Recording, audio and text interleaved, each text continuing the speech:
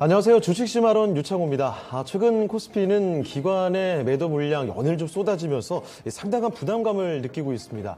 개인만이 열심히 좀 사들이고 있는 상황이지만 지수 하락을 현재는 막아주지는 못하고 있는 바로 그런 상황인데요. 사실 연초에 일반적으로 출하되는 이 차익거래 매물들이 대외적인 악재들 속에 잘 소화가 되지를 못하고 있는 그런 형국입니다.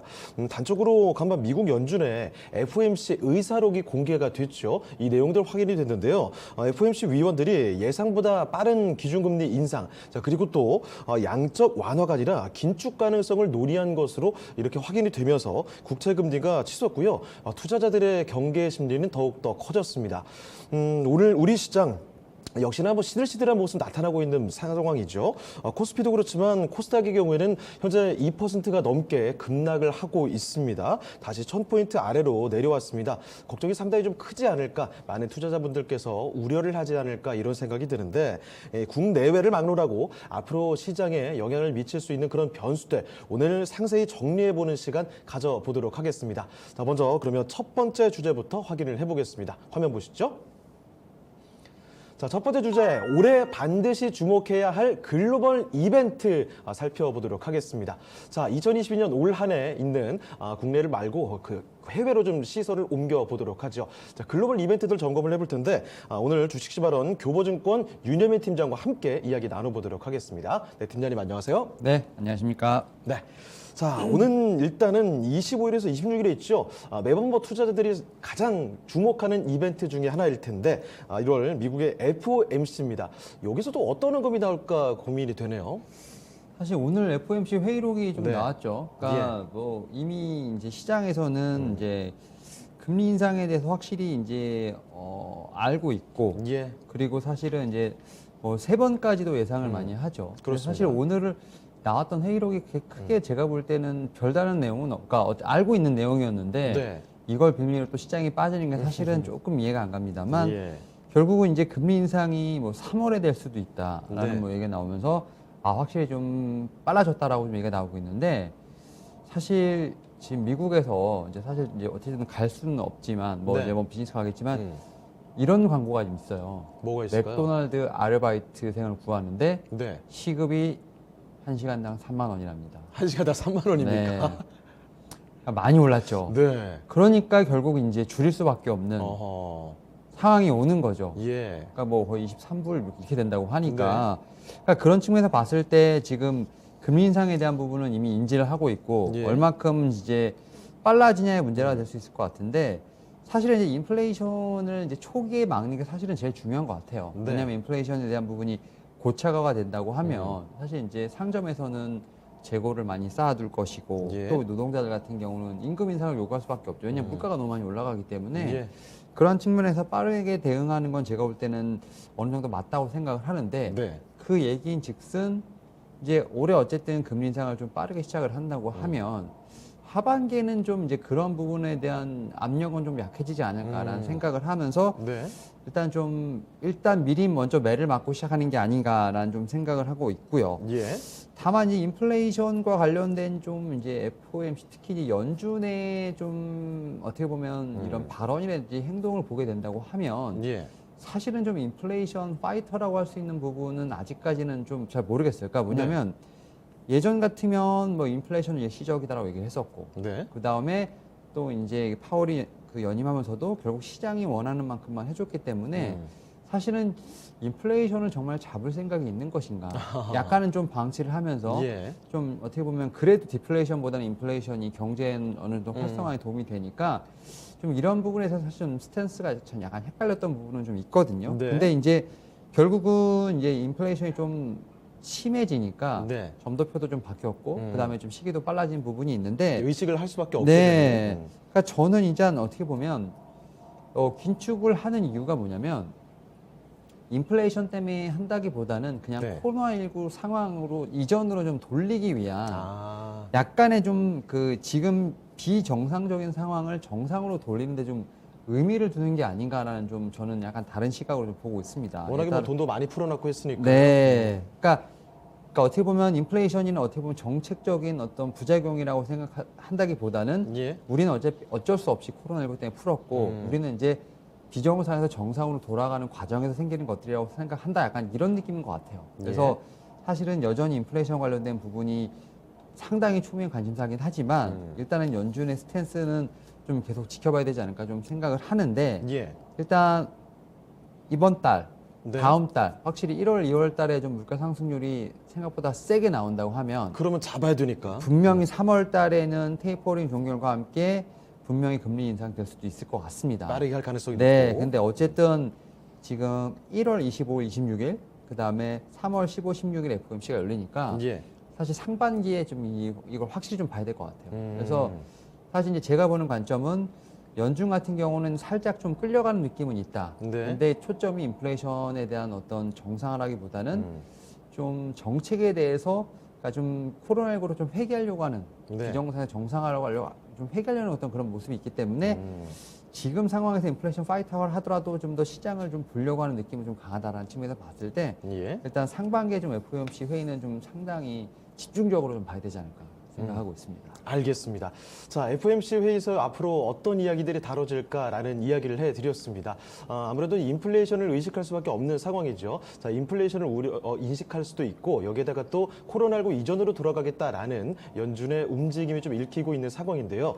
그런데 지금 나오는 1월 달과 2월 달의 고용에 대한 이야기들, 이런 그리고 물가 상승률에 대한 이야기들, 이런 것들을 감안을 했을 때 이게 좀 잘 나오게 된다면 여기서는 어쩔 수 없이 긴축에 대한 이야기가 좀 더 빨라지지 않을까. 그렇게 되면 시장의 부담으로 좀 작용될 수 있다는 점도 여러분 캐치를 해두시면 좋겠습니다. 자, 그러면 이 두 번째 이야기도 질문을 드려야 될 것 같은데 또 미국 얘기입니다. 올해 정말 큰 이벤트 중에 하나죠. 미국에는 중간 선거라는 게 있습니다. 중간 선거를 앞두고 사실 여러 가지 그 지지율이나 이런 것들을 감안을 하기 때문에 국내적인 정책 아니면 대외적인 외교 정책이라든지 여러 가지 변화들이 나타날 수가 있거든요. 자, 그래서 중간 선거 어떻게 증시의 변수로 작용될 수 있을까? 이 얘기도 한번 정리를 해봐야 될 것 같습니다. 자, 미국의 중간 선거 어떻게 변수로 작용할까요? 일단은 지금 바이든 대통령의 지지율이 생각보다 높지는 않아요. 지금 1년 차, 지금 2년 차에 좀 접어들고 있는데 지지율이 거의 40%대에 좀 머물고 있는 상황이다 보니까 사실은 이제 올해 중간 선거 전까지 지금 바이든 대통령이 어떻게 보면 정책을 펴느냐 또 이런 거에 있어서 좀 중간 선거에 좀 이제 그 승부가 좀 갈리지 않을까 좀 생각을 하는데 일단 두 가지가 좀 상당히 악재였던 것 같아요. 일단은 외교적으로 이제 아프가니스탄에서의 어떤 조기 철군, 그다음에 이제 경제적으로 봤을 때는 인플레이션을 좀 제대로 잡지 못한 거에 대한 어떤 두 가지 이유로 인해서 표를 좀 많이 잃었다라고 좀 생각이 들고 이런 측면에서 좀 중간 선거 전까지 행보가 좀 상당히 중요한데 중간 선거가 이제 11월 8일까지 11월 8일 했으니까 지금 앞으로 한 10개월 정도 남았다 볼 수 있을 것 같은데 근데 사실 이제 이렇게 바이든 대통령이 좀 약간 고난의 행군이 좀 예상이 된다 하더라도 사실은 이제 중간 선거는 현직 대통령들에게는 상당히 좋지 못했던 기억으로 남아있다 말씀드릴 수 있을 것 같은데 뭐 1934년 루즈벨트 대통령 이후부터 2018년 트럼프 대통령까지 23번의 중간 선거 중에서 여당이 승리한 경우는 총 3번밖에 없었다라고. 거의 다 졌네요. 네, 그러니까 결국은 집권 여당은 좀 확률이 상당히 좀 높지 않다. 그러니까 되게 낮다라고 말씀드릴 수 있을 것 같고, 현재 지금 민주당이 근소한 좀 차이를 좀 이제 우위를 점하고 있는데, 중간 선거가 좀 이렇게 끝나게 된다고 하면 뭐 이런 역사적 근거와 현재 지금 지지를 봤을 때 살짝 바뀔 수 있지 않을까라는 좀 예상도 좀 하게 돼요. 그러면 이제 민주당이 드라이브 걸고 있는 여러 정책들이 강력하게 또 스탑이 될 수 있다는 점에서 봤을 때 과연 얼만큼 이제 행정부가 지금 남은 기간 동안 일을 처리할 수 있냐가 좀 상당히 중요한 부분이 있는데 결국 이제 우리가 생각하는 건 이제 정치적 불확실성에 대한 부분은 이제 어쨌든 어느 정도 예상이 되고 있는데 과연 그럼 주식시장에는 어떤 영향을 미칠 것인가라는 좀 생각이 드는데 제가 볼 때는 지금 역사적으로 보게 된다고 하면 1980년 이후에 여당이 지금 한 8차례 정도 지금 패배를 했었는데 S&P 500 지수 같은 경우는 5차례 상승하고 3차례 하락을 했기 때문에 제가 볼 때는 뭐 한 60% 정도 이상의 지금 확률로 지금 지수는 상승하지 않을까 좀 생각을 하고 있기 때문에 사실은 이제 확률적으로 봤을 때 정치적인 불확실성이 증시에는 뭐 크게 영향을 미치지는 않는다. 그리고 또 미국 같은 경우는 지금 트럼프 대통령 재임 시절에 사실은 좀 상당히 좀 약간 극과 극을 날리는 그렇죠. 좀 정책이 있었기 네. 때문에 이런 정치적 분열을 좀 미국 증시는 한 번 더 경험을 했고 네. 그러다 보니까 이번 중간 선거와 과연 주식시장의 상관관계가 좀 클까라는 생각을 해보면 그렇게 크지는 않을 것이다라는 좀 생각이 들고 있고 오히려 이제 지금 이제 하락을 하고 있는 어떤 통화 정책이라든지 예. 연준의 이제 좀 액션에 더 주식은 좀 반응하지 않을까 싶으면서 네. 물론 이제 중요한 이벤트가 될 수는 있겠습니다만 미국 같은 경우는 오히려 기업에 대한 모멘텀이 더 중요하고 네. 통화 정책이 중요하기 때문에 오히려 중간 선거보다는 이제 앞서 말씀드렸던 FOMC에 좀 더 집중하는 게 맞지 않나 생각하고 있습니다. 네. 자, 미국의 중간선거 11월까지니까 아직 시간이 좀 남아있긴 합니다. 자, 그런데 여기서 변화는 뭐 있을 가능성이 더 높다라는 점을 언급을 해주셨죠. 아무래도 일단 지금 바이든 대통령의 지지율 자체가 좀 벼랑 끝에 서 있습니다. 최근 들어서 경제에 대한 불만족, 그러니까 물가 폭등에 대한 불만족 때문에 여론조사 지지율로 봤을 때도 상당히 좀 휘청이는 모습 확인이 되고 있는 상황이고, 그리고 역대 지금 중간선거의 사례들을 봤을 때는요, 여당이 진 사례들이 압도적으로 많다는 겁니다. 자, 그래서 아무래도 바뀌게 될 가능성이 좀 더 높게 거기 무게를 둘 수 있지 않을까 이런 말씀을 해주셨는데, 정작 중요한 건 이 중간선거에서 변화가 있을 때 주식시장에 얼만큼 변화가 또 충격이 미치느냐 이거죠. 자, 그렇지만 이쪽도 역사의 과거적인 사례들을 보게 되면은 중간선거에서 변화가 있을지라도 주식시장에 미치는 영향이 상대적으로 좀 제한적이었다. 오히려 주식을 좀 상승하는 경우가 있었다는 점, 그런 점도 같이 설명을 해주셨습니다. 제한적인 영향이 있을 것으로 파악이 되고 있고요. 자, 이번에는 미국에서 유럽 쪽으로 시선을 잠깐 옮겨 보도록 하겠습니다. 전 세계적으로 선거들이 많이 있네요. 자, 프랑스에서 대선, 여기는 조금 더 빨리 이제 얼마 남지 않았습니다. 4월쯤에 있는 걸로 알고 있는데, 프랑스 차기 대선이 이루어지게 되면 프랑스 쪽의 정책으로도, 그리고 조금 더 넓게 보면 EU 정책에 어떤 변화가 있지 않을까 이런 생각이 드는데, 이쪽은 어떻게 보세요? 예, 일단 말씀하신 것처럼 이제 우리가 뭐 프랑스까지 신경 써야 돼 약간 이런 느낌도 있는데 예. 약간 EU 패권에 대한 부분이 조금 걸려 있는 것 같아요. 네. 현재까지는 독일이 좀 어느 정도 패권을 좀 잡고 있었다면 예. 프랑스가 좀 이제 어떻게 보면 선거가 지나고 난 이후에 좀 EU에 대한 패권을 좀 잡지 않을까라는 좀 예상을 할 수 있다라 볼 수 있을 것 같은데 예. 사실 이제 프랑스 차기 이제 대통령 선거가 지금 4월 달이죠. 지금 제가 볼 때는 석 달도 좀 안 남았는데 네. 아직 후보들이 좀 정해진 것 같지는 않은 것 같아요. 그러니까 지금 4월 10일 날 대선 1차 투표를 하고 그다음에 뭐 지금 이제 대선 관련돼서 득표율이 과반수 없으면 뭐 지금 4월 24일 다시 경선을 하는 어떤 이런 식으로 좀 이루어진 것 같은데 예. 일단은 지금 현재 마크롱 대통령이 지금 압도적인 지지율을 좀 보이고 있는 것 같습니다. 다만 현재 이 대통령이 재선 도전 여부를 아직까지는 명확하게 밝히고 있지 않은 상황이기 때문에 예. 일단은 뭐 결국 이제 일부 다른 진영에서 후보들이 좀 약간 난립하는 상황이라 볼 수 있을 것 같고 이런 측면에서 상당히 조금은 정치가 어지러워지고 있는 상황 볼 수 있을 것 같은데 다만 이제 우리가 좀 가정을 하는 거죠. 이제 예상을 해보는 건데 마크론 대통령이 확실히 이제 당선이 된다고 한다면 어떤 변화가 있을까라는 좀 생각을 해보면 예. 사실 이제 독일하면 딱 떠오르는 게 확실히 뭐 이제 재정 건전성에 대한 그렇죠. 부분들 뭐 그다음에 이제 검소와 절약 네. 약간 이런 좀 이미지가 확실히 있었다면 맞아요. 프랑스 같은 경우는 좀 여유롭고 네. 약간 뭐 시인의 약간 느낌도 있고 그렇지 않습니까? 부드러운 느낌 있죠. 그러니까 그래서 약간 좀 재정 운영도 좀 약간 여유롭게 네. 하는 것도 부분도 있고 또 이제 약간 영내 강조도 좀 영내 좀 공조도 좀 강조하는 경향이 있기 때문에 네.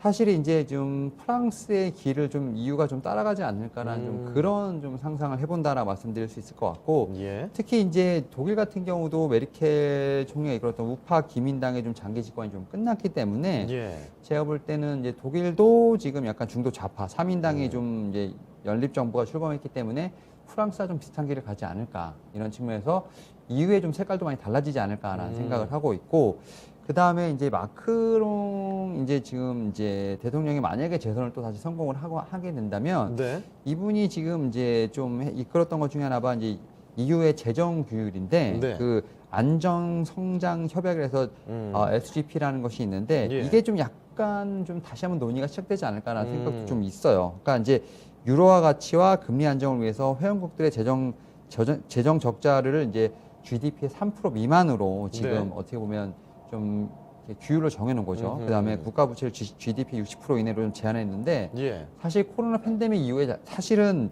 이거를 좀 하기에는 너무 힘든 상황이다 보니까 돈도 많이 풀었고 적자 많이 나 있는 상황 아닙니까? 네, 그래서 코로나 팬데믹 이후에 오케이 이거 약간 미루고 2022년에 다시 얘기하자. 아하. 지금은 이걸 적용할 네. 때가 아니다라고 해서 좀 밀어놨는데 네. 지금 결국 그렇게 된다고 하면 2023년부터 이제 올해까지 끝나잖아요. 네. 그러면 이제 내년부터 다 긴축재정 들어가는 겁니다. 이 룰을 따라야 된다면 아, 그러면은 돈을 쓸 수가 없군요. 돈을 다시 걸어드려야 네. 되는 거죠. 풀었으니까 이 룰에 따라서 예. GDP 3% 미만의 재정 적자와 뭐 이런 제한하는 내용이 있기 때문에 그럼 이제 또 유럽은 또 난리가 나는 상황이기 때문에 프랑스의 마크롱 대통령이 만약에 당선이 된다고 하면 네. 이 부분을 좀 더 유연하게 좀 고칠 수 있는 어떤 그런 토론회장이 열리지 않을까 좀 생각을 하고 있고 예. 사실 이제 전통적으로 좀 이제 가난한 나라에 속하는 뭐 이탈리아, 뭐 스페인 이런 나라 있지 않습니까? 포르투갈 네. 이런 데서는 이 룰에 대해서 상당히 좀 반대를 하는 입장이거든요. 지금도 사실 힘든 상황에서 더 긴축 재정을 하게 된다고 하면 네. 국가 부도까지도 좀 갈 수 있는 상황이 있기 때문에 안 그래도 그쪽에서는 여행업이 굉장히 또 국가 GDP의 그렇죠. 상당 비중인데 코로나 타격이 더 심했잖아요. 그렇죠. 그러다 네. 보니까 좀 개정을 뭐 전면 개정까지는 힘들더라도 좀 수정을 하면서 좀 재정 긴축을 좀 어느 정도 완화하는 룰 쪽으로 좀 가야 되지 않을까라는 네. 생각을 하고 있고 결국 이제 우리 입장에서 봤을 때는 미국도 분명히 중요한 이제 하나의 축이긴 합니다만 네. 유럽 증시도 상당히 중요한 축이라고 생각하기 그렇죠. 때문에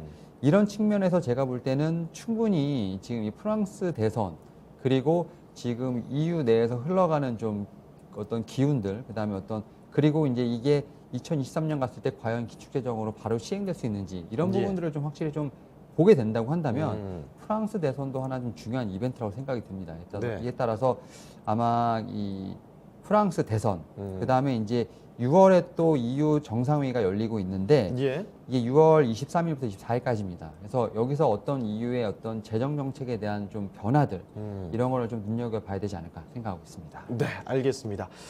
유럽에 대한 이야기를 좀 해봤습니다. 지금 유럽연합에서 지금 본격적으로 논의가 되고 있는 것이 안전성장 협약이라는 게 있습니다. 이거는 아무래도 국가에서 돈을 운용하는 걸 좀 타이트하게 해야 되겠다라는 것일 텐데 이에 대해서 만약에 지금 이야기가 되고 있는 프랑스 대선에 에마뉴엘 마크롱 대통령이 좀 재선에 성공을 하게 되면 프랑스 특유의 어떤 유연한 재정 정책들 이런 것들이 녹아들게 됐을 때는 그때는 좀 덜 타이트하게 되지 않을까 시장에 미치는 영향이 분명히 있지 않을까라는 측면에서 말씀을 해드렸네요.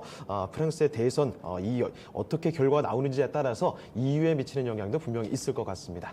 자, 유럽에 대한 이야기 해봤고 좀 더 넓게 가봐야 될 것 같습니다. 전 세계에서 주목하는 이벤트가 있죠. 베이징 올림픽과 카타르 월드컵 이런 빅 스포츠 이벤트들이 있습니다. 아니 증시 얘기하는데 왜 스포츠 이벤트냐라고 하실 수도 있겠지만 사실 이런 큰 규모의 스포츠 이벤트에는 각 나라의 외교적인 관계들이 또 재정립될 수가 있게 되고 그렇게 되면 이런 관계가 재정립되는 속에서 또 증시에 미치는 영향이 있을 수가 있거든요. 자, 그러면 이 스포츠 이벤트는 어떤 영향을 받을지 요 얘기도 간단히 해볼까요? 일단은 스포츠 특히 이제 일본이 어쨌든 코로나19 때 어쨌든 해보려고 네. 많이 노력을 했지 않습니까? 맞습니다. 결국 그게 이제 기업의 스폰서부터 시작을 해서 광고 예. 효과가 좀 어마어마한 부분들 그리고 전 세계 인구가 좀 시청을 하다 보니까 사실 이제 기업 입장에서 봤을 때는 정말 큰 광고 효과를 볼 수 있다는 점. 그렇죠. 그리고 이제 가전 특수가 일어날 수 있다는 점에서 봤을 때 증시에는 상당히 제가 볼 때는 큰 이벤트라고 볼 수 있을 것 같은데 네.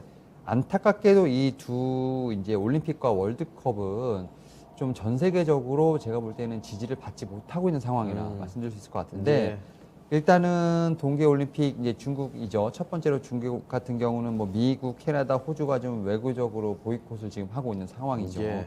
그리고 이제 카타르 월드컵 같은 경우는 뭐 동계올림픽과는 약간 좀 결이 다르긴 합니다. 보통 월드컵이 여름에 열리지 않습니까? 네. 8, 9월. 근데 이제 여기는 11월에 열립니다. 네. 그래서 이제 11월이면 우리가 정말 열심히 보는 프리미어 리그, 아하. 프리메가 리그 네. 이게 11월부터 열리는데 겹치네요. 일정이 겹치지 않습니까?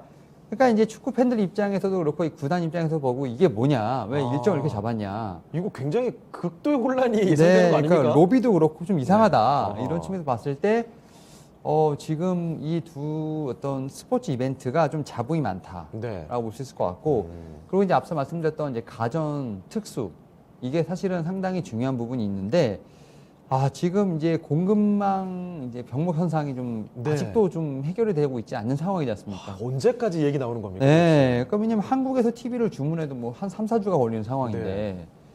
이거 뭐 베이징 올림픽 때까지는 일단 적어도 이런 현상이 계속 벌어지지 않을까 생각을 하면 과연 특수가 있을까라는 좀 생각도 하고 있고 네. 특히 이제 미국 같은 경우는 내수가 워낙 좀 풍부하다 보니까 미국에서도 좀 그런 부분을 좀 봐야 될 것 같은데 이미 코로나 팬데믹에 관련된 어떤 기간 동안에 이미 다 수요가 폭발했기 때문에 네. 추가적인 수요가 있을까라는 측면에서 약간 퀘스천 마크는 든다라고 말씀드릴 수 있을 것 같습니다. 그래서 네. 지금 내구재 소비가 미국 같은 경우는 이제 작년 4월을 정점으로 약간 좀 둔화되는 부분이 있기 때문에 그리고 뭐 이제 뭐 블랙 프라이데이부터 시작해서 작년에 소비 시즌 네. 뭐 말들이 많지 않습니까? 뭐, 그렇죠. 뭐 재작년보다 맛 좋았다 나빴다 이런 부분이 많기 때문에 네. 이러한 측면에서 봤을 때 과연 가전 특수가 있을까라는 좀 의문이 들기 때문에 예. 일단은 증시에는 어느 정도 모멘텀이 있을 수는 있겠습니다만 뭐 예전처럼 강력한 모멘텀이 있지는 않을 것이다 생각을 하면서 예. 이 두 스포츠 이벤트 그래도 한번 봐야 되지 않을까 생각하고 있습니다. 네. 글로벌 스포츠 이벤트, 베이징 동계 올림픽이라든지 아니면 카타르 월드컵에 대한 이야기까지 해봤습니다. 이 정도의 스포츠 이벤트라면은 원래는 굉장히 또 주목도가 높고 그만큼 많은 기업들의 그 광고 효과도 될 수 있겠고 여러 가지 증시에 긍정적인 요인으로 작용이 되겠지만 이번에는 뭐 중국 쪽의 올림픽은 인권 문제가 좀 엮여 있고 거기에 카타르 월드컵은 불공정 로비 문제 이런 잡음들이 좀 끼어 있는 상황이죠. 자, 거기다가 최근에 뭐 계속 언급이 되고 있는 문제지만 글로벌 공급 병목 현상 이런 일들 때문에 가전 특수에 대한 기대감이 상당히 좀 움츠러들지 않을까 이런 말씀도 같이 전해 주셨습니다. 자, 이렇게 글로벌 이벤트들에 대해서 올한해 어떤 이벤트를 주목을 해봐야 될까 한번 점검을 해드렸고요. 자, 이번에는 또 두 번째 주제로 넘어가 보겠습니다. 화면 보시죠. 자, 2022년 빅 이벤트 국내 증시 변곡점 될까입니다. 자, 국내 증시 쪽으로 국내 이벤트들 좀 더 구체적으로 살펴보도록 하죠. 조금 전에 저희가 글로벌 이벤트 살펴드리면서 미국의 FOMC 이야기를 해드렸는데 국내에서는 역시 이 금통위 봐야 되겠죠. 금리 인상이 이제 임박해 있는 것 같습니다. 금통위 얘기 잠깐 해볼까요? 금통위가 이제 다음 주에 있죠. 네. 다음 주에 있는데 사실 우리는 미국과 달리 지금 기준금리를 선제적으로 작년에 2번 올렸지 않습니까? 그렇습니다. 1%대인데 지금 얘기가 나오는 걸 봐서는 이번에 또 네. 올릴 거라는 예상이 좀 부족하지 않습니까? 네. 그러면 이제 1.25%가 되죠. 1.25%가 되면 코로나19 이전으로 돌아가는 겁니다. 네. 완벽하게 돌아가는 거기 때문에 근데 이제 이렇게 지금 생각을 하는 이유가 뭐냐면 지금 이제 소비자 물가 지수가 3%대 좀 상승률이 계속 예상이 되고 있는 부분이 있기 때문에 네. 이런 물가 안정을 위해서라도 어쩔 수 없이 올려야 한다는 어떤 그런 대세적인 부분이 예. 많이 좀 동의가 된다라고 볼 수 있을 것 같고 사실은 이제 결국은 이제 이 금리를 올리는 것 중에 가장 좀 그 뇌관이 됐던 게 뭐냐면 가계부채, 네. 그 다음에 이제 과열된 자산 가격 등으로 해서 금융 불균형이 좀 지속되고 있다는 점, 특히 이제 부동산 가격의 어떤 불균이 너무 심해졌기 때문에 그렇습니다. 네. 그런 부분이 어떻게 보면 이제 뇌관을 건드린 게 아닌가 좀 생각이 들고 있고 사실 이제 국내 회복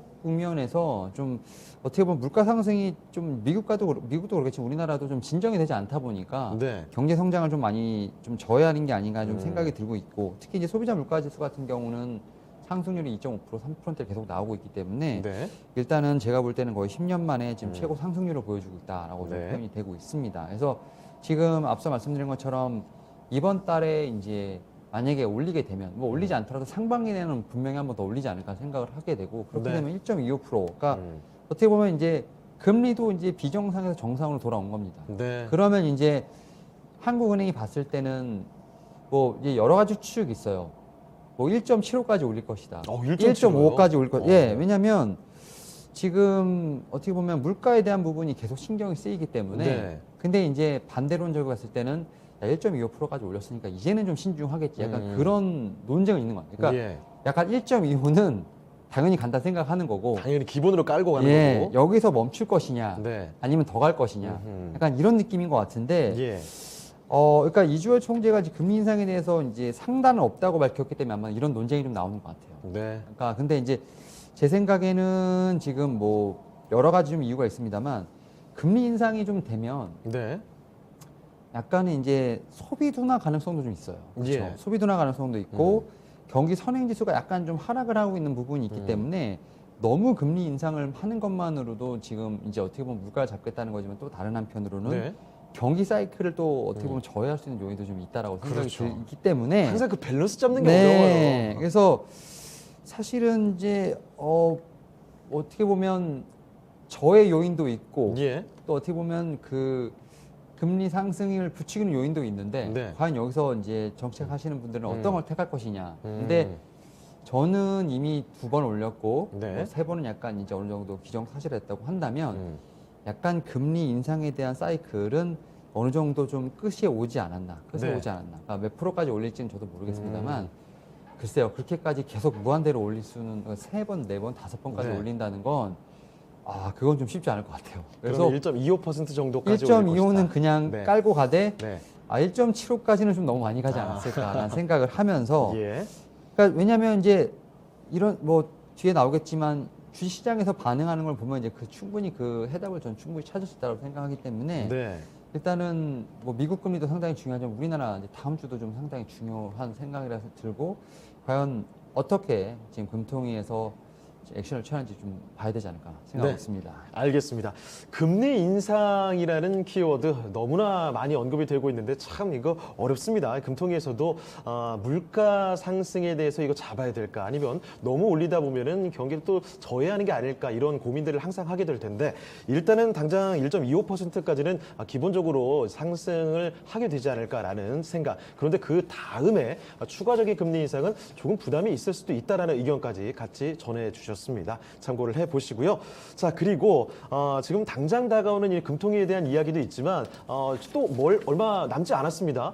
2022년 가장 또 큰 이벤트 중에 하나가 국내에서는 대선이 있죠. 선거가 정말 크게 있습니다. 대선에다가 또 지방선거까지 이런 선거들이 선거의 주요 후보들이 언급하는 정책적인 공약들 이 한마디에 따라서 정말 주식시장도 요동칠 수가 있거든요. 자, 그래서 증시에 또 어떤 영향을 미칠까 이야기 더 들어보도록 하겠습니다. 자, 팀장님. 대통령 선거, 또 지방선거까지 아니 굵직한 선거들이 있습니다. 당연히 증시에 또 영향을 미치겠죠. 그럼요. 오늘 네. 같은 시장에서도 지금 대선 테마주들은 상당히 네. 활발하게 움직이고 있습니다. 특히 이제 탈모인들을 위한 갑작스럽게 그런 키워드가 나왔어요. 네, 그리고 뭐 후보는 이제 오스트 임플란트 관련된 임플란트 관련된 네. 얘기도 좀 하고 있는데, 그러니까 어떻게 보면 그 인물과 관련된 테마주들은 많이 네. 움직여요. 근데 정책주는 딱히 보이진 않는 것 같아요. 그러니까 맞아요. 뭐 저출산, 뭐 일자리 관련된 부분들에 있어서 네. 키워드들은 있는데 관련된 종목들이 막 움직이진 않는 것 같아요. 예전에 인맥주들 그렇게 뛰었던 거에 비하면 정말 네. 전잠하죠. 그러니까 과거에 이제 테마주들도 분명히 있습니다만 네. 노태우 정권 때는 좀 건설주가 좀 많이 건설주. 올랐고 김영삼 정권 때는 자산주. 왜냐하면 이제 규제 완화 목적으로 증권거래법 200조 폐지된 적대적 네. M&A 그런 기대감도 있었고, 그다음에 김대중 정권 때는 코스닥 중심으로 한 이제 벤처 중심의 좀 성장 모델 네. 추구. 이명박 정권 때는 이제 4대강 이런 쪽으로 해서 좀 정책이 굵직굵직하게 나오다 보니까 그렇습니다. 관련된 종목들이 움직였는데 지금은 약간 인물 테마만 좀 움직이는 것 같지 정책 관련된 종목들은 좀 움직임이 좀 없다. 네. 뭐 최근에 뭐 시멘트, 뭐 건설 움직이고 있습니다만 이거는 약간 정책과는 정책에 비해서 이렇게 너무 움직임이 좀 덜하다는 생각은 들고. 파독이 좀 작더라고요. 네, 그러니까 뭐 우리가 흔히 말해서 10배 나오는 텐베거 종목은 없는 것 같고. 근데 그런 상황에서 그러니까 우리가 왜 이렇게 생각을 해볼까라고 생각을 해보면 확실히 이제 뭐 유권자 혹은 네. 이제 이 개인 투자자분들은 상당히 스마트해지신 것 같아요. 그러니까 뭐냐면 어떤 후보가 되든 네. 어떤 당이 집권을 하던 사실 지금 상황을 어떻게 보면 정상화로 시키는 건 쉽지 않다라고 이미 네. 인식을 하고 계신 게 아닌가 생각이 들어요. 그러니까 이미 현실적 파악을 하고 있는 거죠. 그러니까 막연하게 어떤 키워드가 슬쩍 나온다고 무조건 투자하고 이러진 않는다는 거죠. 네, 그러니까 사실 우리나라도 약간 저성장에 좀 국가로 진입을 했는데 예. 뭐 진보가 되든 보수가 되든 여당이 되든 야당이 되든 과연 이 저성장의 기조를 탈피할 수 있을까라는 거에 대한 의구심이 되게 강력하게 있다는 거고 예. 또 그러한 또 현실적인 어떤 대안이 없다 보니까 이런 부분이 지금 이제 증시에 좀 반영이 되는 게 아닌가라는 좀 생각이 들고 있고요. 예. 다만 이제 조금은 좀 희망적인 부분을 좀 찾는다고 한다면 어떤 게 있을까요? 뭐 이제 모발이든지 이런 건 약간 이벤트성일 수 있겠습니다만 이제 우리나라 이제 특히 이제 개인 투자자분들에게는 좀 중요한 어떻게 보면 이제 선거 정책이면서 또 금융시장과 많이 연관돼 있는 부분이 뭐냐면 바로 이제 네. 그 소액주주들을 좀 배려하는 뭐 어떻게 보면 이제 물적 분할 관련된 부분 네. 이런 걸 얘기를 좀 했지 않습니까? 그렇습니다. 네. 특히 이제 뭐 3월 이제 대선을 앞두고 어떻게 보면 우리나라 지금 주식 인구가 지금 작년 말 기준으로 1,000만 명이 넘어섰습니다. 아, 그렇게 많아요? 네, 그러니까 2019년 말에 600만 명이었는데 2021년 그러니까 2년 만에 400만 명이 늘은 거죠. 네. 그러니까 이 주식을 하시는 분들의 이제 공통적인 이해 관계가 유권자의 수하고도 좀 상당히 밀접한 관계가 있기 때문에 네. 결국은 이제 이 개인 투자자분들, 네. 소액주주분들의 귀를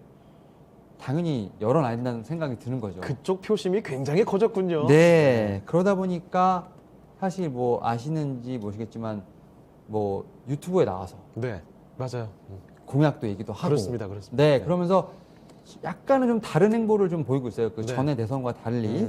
이번에 유난히 그런 것들이 강조가 되더라고요. 네. 그러니까 그런 측면에서 봤을 때 과연 이제 이러한 부분이 어떻게 보면은 과연 지켜질까라는 부분에 대한 의구심도 분명히 있지만 네. 결국은 이제 대선 주자들이 이제 소액주주, 네. 그다음에 이제 기업의 지배 구조에 대해서 관심을 갖기 시작을 했다. 그런 측면에서 봤을 때 이게 좀 크게 본다고 한다면 코리아 디스카운트에 대한 부분을 좀 해법을 찾으려는 약간 노력이 수반되지 않을까라는 좀 그런 희망을 좀 갖게 된다 말씀드릴 수 있을 것 같은데 네. 사실 이제 물적 분할이 뭐 법적으로 잘못된 건 아닙니다. 네. 그리고 지금 LG에너솔루션 같은 경우도 좀 그런 상황이긴 한데 네. 다만 이제 SK 이노베이션이 약간 좀 그거에 좀 제동을 걸리긴 했죠. 네. 다만 이제 이 물적 분할을 하게 된다고 한다면 사실은 그 회사의 어떤 사업을 보고 투자한 어떤 투자자들이 네. 사실은 뭐 SK 뭐 예를 들어 SK 이노베이션 같은 경우는 배터리를 보고 투자했는데 네. 물적 분할을 하게 된다면 그럼 이게 뭐야? 이런 정이나 거죠. 화만 남다 보니까 그런 네. 식으로 어떻게 보면 주주들 입장에서 보면 피해가 있기 때문에 네. 그런 측면을 가지고 있다는 걸 봤을 때 충분히 지배 구조 개선에 대한 부분들은 좀 어떻게 보면 긍정적인 논의가 이루어지지 않을까라는 좀 생각을 하고 있고 불만의 목소리가 워낙에 나오니까요. 그럼요. 네. 당연히 그렇죠. 왜냐하면 이제 기업 입장에서는 어떻게 보면 주주의 돈을 빌려서 그냥 네. 캐파를 늘리는 것 때문에 당연히 그런 건 이제 좀 시정이 돼야 되는 부분이 맞는데 이제 약간 여기서도 이제 좀 주의해야 될 게 부분이 뭐냐면 네. 3월 대선 그다음에 6월 지방선거가 있는데 네. 결과에 따라서 약간 정책을 이제 펼칠 수 있는 집권당이 약간 달라질 수 있다는 거죠. 아, 네네네. 네, 그러니까 여당이 만약에 재집권을 한다고 하면 이제 아무래도 과반수가 계속 유지가 될 테니까 네. 압도적으로 이제 정책을 이제 어떻게 보면 수행할 수 있겠습니다만 야당이 승리를 하게 되면 이제 여소야대 국회가 좀 펼쳐지면서 약간 진통이 좀 펼칠 수 있는 부분이 있기 때문에 네.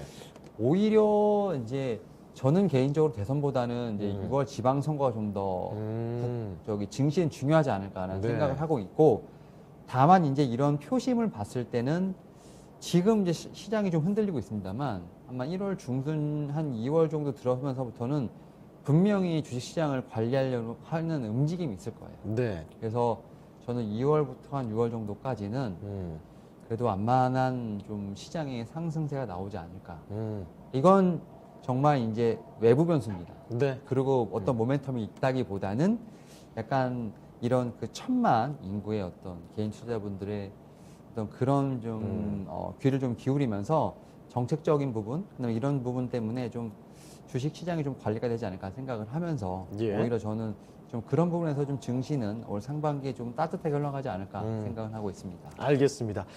상반기 지금 이게 기다리고 있는 대선과 또 지방선거가 우리 증시의 금융시장에 어떤 영향을 미칠까 이야기 좀 들어봤습니다. 아무래도 유력 후보들이 금융시장에 관련된 공약들을 언급을 하고 있기 때문에 뭐 소액주주를 보호하는 조치라든지 아니면 또 기업의 지배구조 관련된 이런 이야기들 조금의 변화가 나타나지 않을까 이런 기대감과 함께 3월 대선뿐만이 아닙니다. 지방선거까지 같이 눈여겨보셔야 이게 조금 더 앞으로의 시장의 변화를 예측하기에 전망을 하기에 좀 더 유리할 수 있다는 점 같이 기억을 해두시고요. 상반기에는 또 긍정적으로 이런 점이 주식시장에는 작용이 되지 않을까 이런 말씀도 해주셨습니다.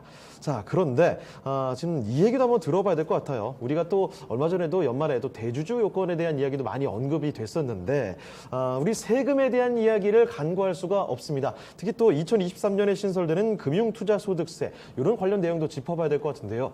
세금에 관련된 이야기 좀 해볼까요?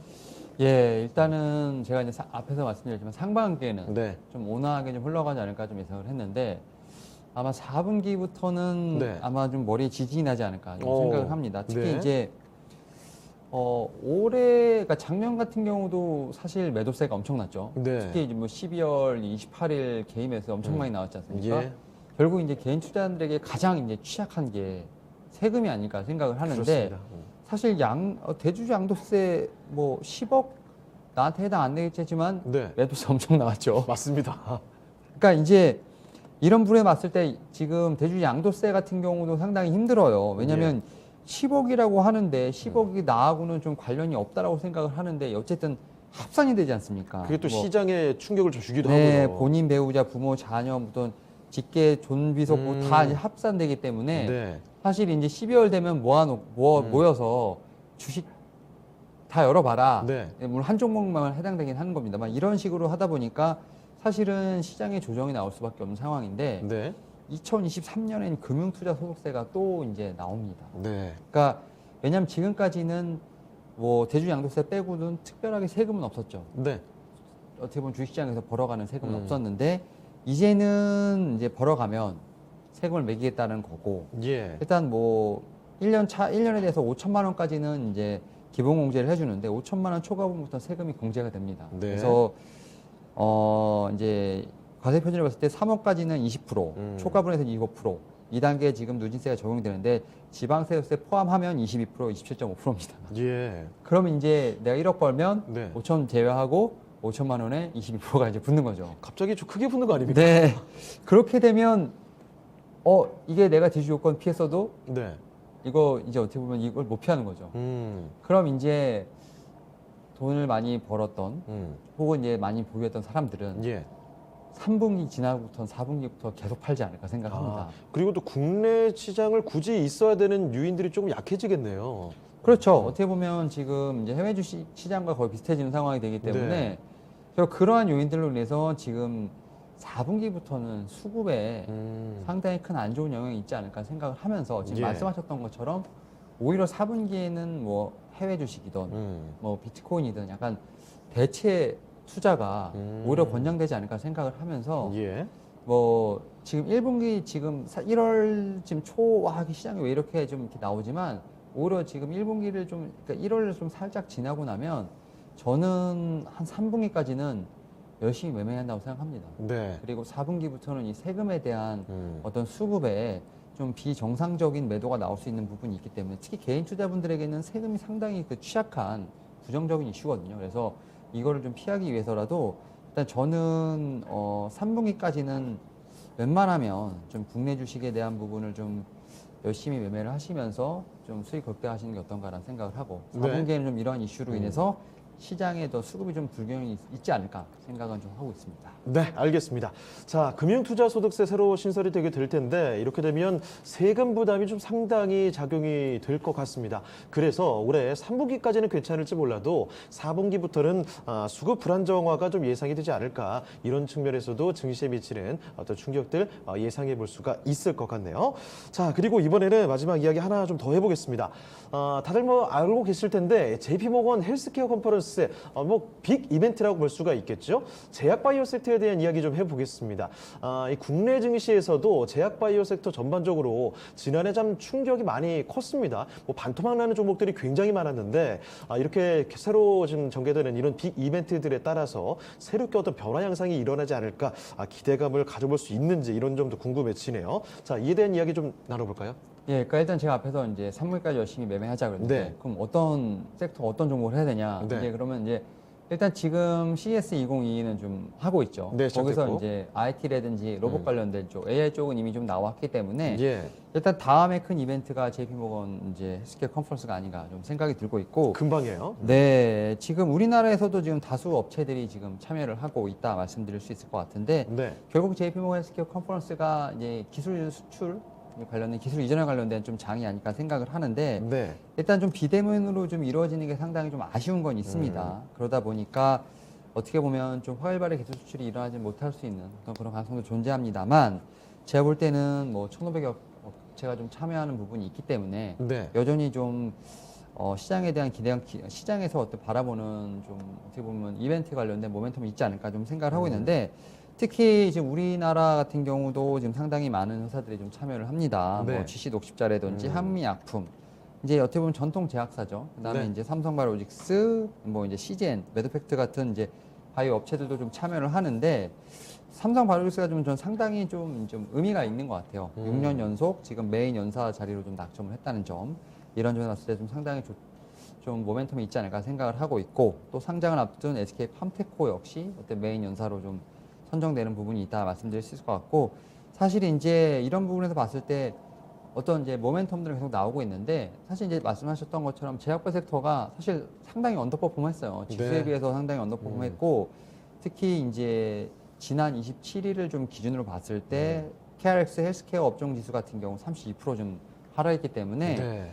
이제는 어떻게 보면 이렇게 1년 내내 빠졌기 때문에 이런 회사, 그러니까 이런 섹터가 2년 연속으로 빠진다? 그건 없다고 봅니다. 네. 그러니까 이런 측면에서 봤을 때 좀 올해 좀 반등이 예상이 된다 말씀드릴 수 있을 것 같고 그리고 이제 제가 볼 때는 어떤 코로나19 관련된 어떤 때가 묻은 좀 그 제약바 섹터보다는 오히려 네. 좀 신약 개발된 쪽, 기술 수주 관련된 쪽에서 봤을 때 충분히 의약품 섹터, 원래 전통 의약품이죠. 쪽에서는 충분히 좀 반등이 나올 수 있지 않을까 좀 생각을 하고 있고 특히 제약바이오 업종은 지금 상당히 지금 R&D 쪽에서 투자를 많이 하고 있어요. 다만 이제 그런 부분이 지금 모멘텀으로 나오지 않고 있기 때문이긴 한데 사실은 제가 볼 때 충분히 좀 어떻게 보면 이제 투자도 많이 하고 있고 특히 이제 임상 관련된 부분에서는 지금 코로나19로 약간 지연되고 있는 부분이 있습니다만 다시 좀 예. 임상이 많이 재개되는 부분이 있기 때문에 지금 JP모건 헬스케어 컨퍼런스가 지금 1월 10일부터 13일이고 미국 아마케가 4월 8일부터 13일 그다음 미국 임상종양학회가 6월 3일부터 7일까지 좀 이렇게 돼 있기 때문에 상반기 동안엔 꾸준히 좀 모멘텀이 있지 않을까 생각을 하면서 제약바 섹터 한번 좀 보시면 좋지 않을까 말씀드려보도록 하겠습니다. 네, 제약바이오 섹터에 대한 이야기까지 들어봤습니다. 지금까지 교보증권 윤여민 팀장과 함께 다가오는 올 한 해 준비가 되어 있는 국내외 주요 이벤트들 상세히 정리를 해봤습니다. 자, 그러면 윤여민 팀장은 여기서 인사드리도록 하죠. 네, 팀장님 오늘 말씀 고맙습니다. 네, 감사합니다. 네, 시장 상황 지금 살펴보니까 뭐 2시 구간에 저점 대비해서는 코스피와 코스닥이 조금 올라와 있긴 합니다만 아주 큰 반전이 나타나고 있지는 않습니다. 여전히 파란불 켜고 있는 상황인데요. 남은 시간 현명하게 잘 대응해 주시길 바라면서 주식시마론 오늘은 여기서 마치도록 하겠습니다. 지금까지 다양한 투자 판단에 대한 도움 말씀드렸습니다. 하지만 특정 종목의 상승과 하락을 보장하지 않는다는 점 기억해 주시고요. 저희는 내일 이 시간에 다시 뵙겠습니다. 고맙습니다.